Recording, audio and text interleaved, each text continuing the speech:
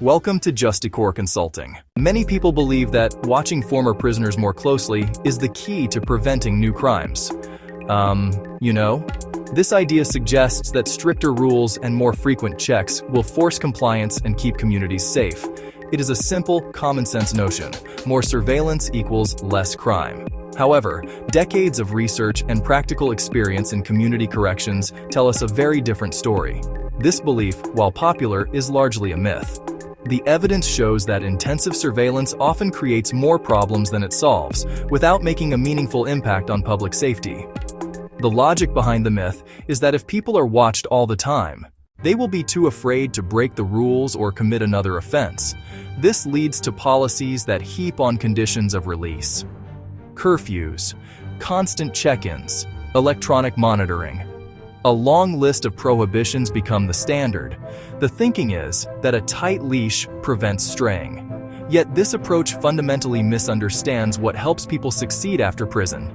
It focuses solely on control and deterrence, while ignoring the complex personal and social factors that drive criminal behavior in the first place. In reality, overwhelming surveillance does not reduce recidivism. Instead, it often increases the number of people who fail on supervision. Not because they committed new crimes, but because they could not keep up with the sheer volume of rules. These are called technical violations. A missed appointment, a late bus, an unapproved visit with a relative can trigger a violation and a trip back to jail. This churn does not address the root causes of crime. It simply punishes people for struggling to navigate a complex and demanding system while trying to rebuild their lives. The truth is that effective supervision is not about watching more, but about watching smarter. It is about understanding who poses a genuine risk and who does not. It is about identifying the specific problems or criminogenic needs and directing resources towards solving those problems. An overemphasis on surveillance does not just harm individuals on supervision, it also places an immense and unnecessary strain on probation and parole officers. These officers are the backbone of community corrections, and their time is one of the system's most valuable resources. When policy prioritizes monitoring and enforcement above all else, officers become administrative enforcers rather than agents of change. Their days are consumed by paperwork, verifying attendance, tracking curfew compliance, and processing violation reports for minor infractions. This is a profound misuse of their skills and potential. This administrative burden leaves officers with little time for the work that truly matters: building rapport and engaging in meaningful, behavior-changing interactions. Effective supervision involves coaching, problem-solving, and connecting people to critical services. Substance abuse treatment, mental health counseling, or job training. These activities require time, trust, and focus. When an officer is managing a caseload of over 100 people and is buried in compliance-checking tasks, there is simply no capacity for this kind of impactful work. The relationship becomes transactional, focused on catching mistakes rather than building success.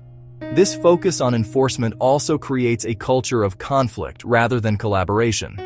People on supervision learn to be guarded, to hide their struggles for fear of being punished. This prevents the officer from intervening at a critical moment when help is most needed, allowing a small problem to escalate into a crisis. Fortunately, there is a well-established, evidence-based alternative to the failed model of intensive surveillance. It is called the Risk-Need Responsivity, R&R model, and it provides a clear framework for more effective and efficient community supervision.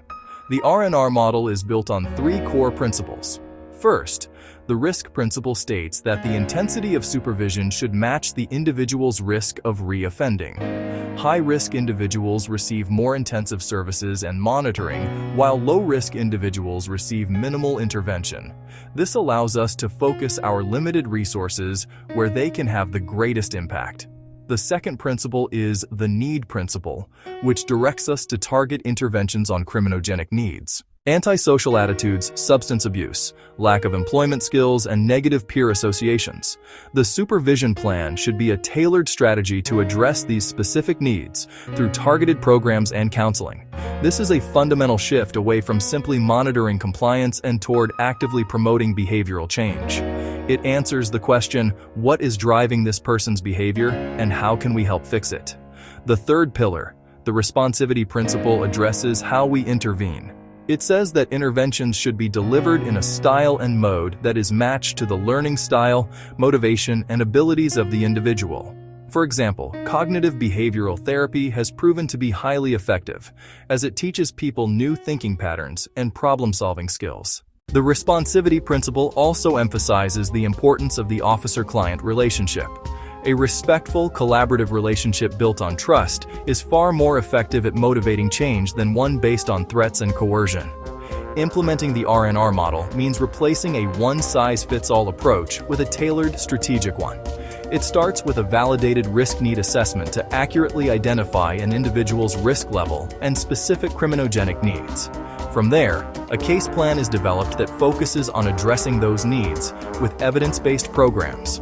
Positive reinforcement and incentives are used to reward progress, while sanctions are reserved for more serious, non-compliant behavior. This approach balances accountability with genuine support, creating a clear pathway for individuals to build stable, crime-free lives. In summary, the long-held belief that more surveillance automatically leads to less crime is a flawed premise that has guided community corrections down an ineffective and costly path.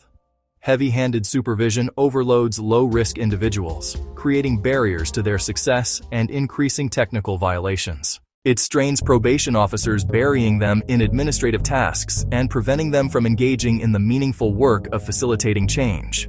Most critically, it diverts focus and resources away from addressing the underlying criminogenic needs that are the true drivers of criminal behavior. The evidence is clear. We are churning people through the system without making our communities safer. The alternative is not to abandon supervision, but to transform it.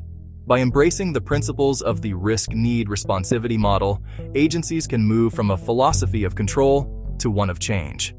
Using validated assessment tools to differentiate risk, targeting interventions on the specific factors that cause crime, delivering those interventions in ways that promote positive behavioral growth.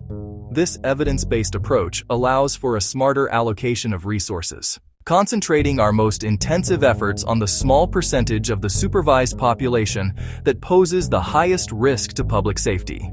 This transition requires a concerted effort from agency leadership, investing in staff training on risk assessment, training in cognitive behavioral techniques, training in motivational interviewing. It means redesigning policies to reduce the number of supervision conditions to only those that are directly related to public safety and the individual's risk factors. It also requires a commitment to using data to monitor outcomes, measure performance, and ensure the new strategies are working as intended.